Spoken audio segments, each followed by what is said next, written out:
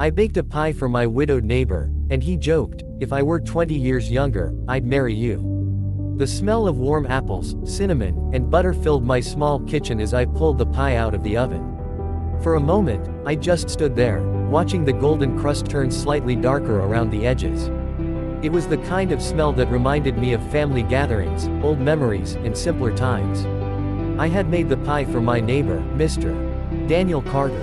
Daniel lived alone in the old blue house next to mine. He was a widower who had lost his wife 3 years earlier. Since then, everyone in the neighborhood noticed how quiet he had become. The man who once kept his garden beautiful and waved at every person walking by now spent most days sitting on his porch, staring at the empty chair beside him.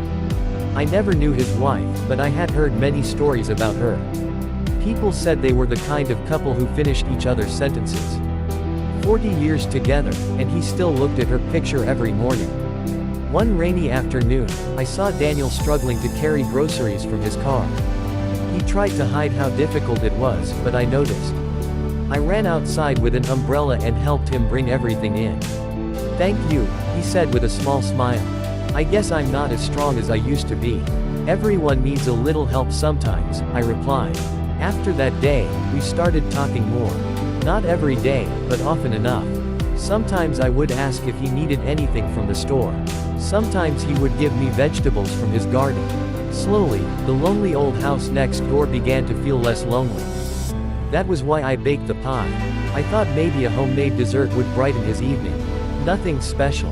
Just a simple kindness. I placed the pie in a dish, covered it carefully, and walked to his front door.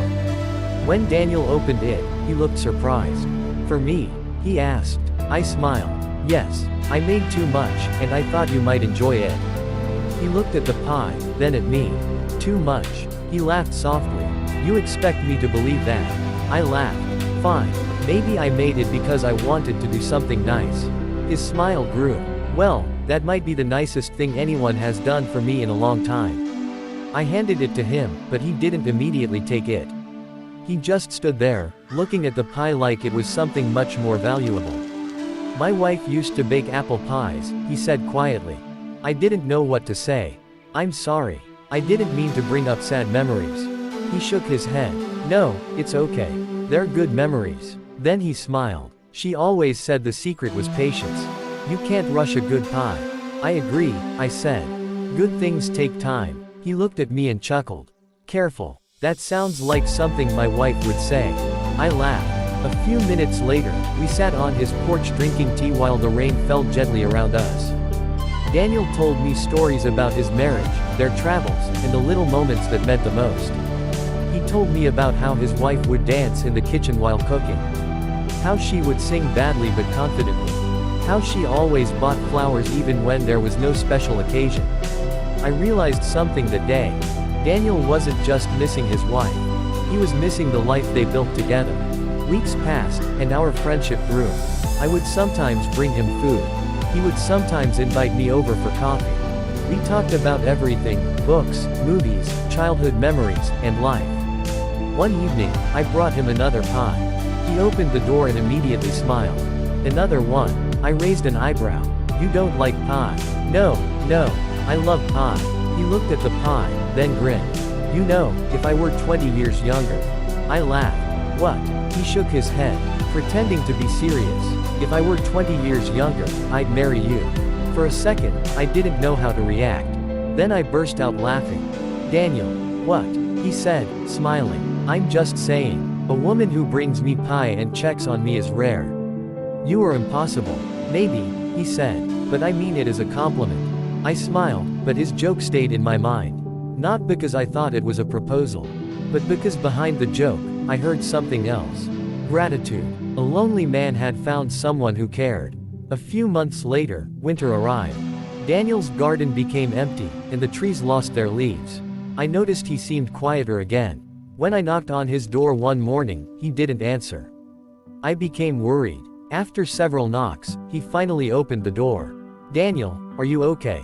He looked tired. "I'm fine." I knew he wasn't. "You're a terrible liar," I said. For the first time in days, he smiled. He invited me inside. On the table was a framed picture of his wife. "I was just thinking about her," he admitted. I sat beside him. Do you miss her every day? He nodded. Every single day. I looked at the picture. She must have been wonderful. Daniel smiled. She was. Then he looked at me. But she would have liked you. That surprised me. Really? Oh yes, he said. She always believed people came into your life for a reason. His words stayed with me. Over time, Daniel started laughing more. He worked in his garden again.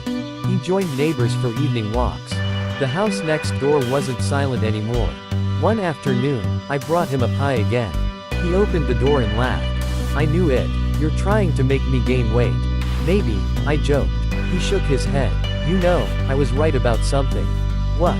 If I were 20 years younger, I'd probably be much more foolish and dramatic. I laughed. And now? He smiled warmly. Now I'm old enough to know how special a good friend is. That meant more to me than any romantic words. Because sometimes love doesn't arrive the way people expect. Sometimes it comes as a warm pie on a rainy day. Sometimes it is a conversation on a porch. Sometimes it is simply two lonely people reminding each other that life still has kindness left. Daniel never needed a wife. And I never needed a husband. But we both needed someone who cared. And that was the greatest gift we gave each other.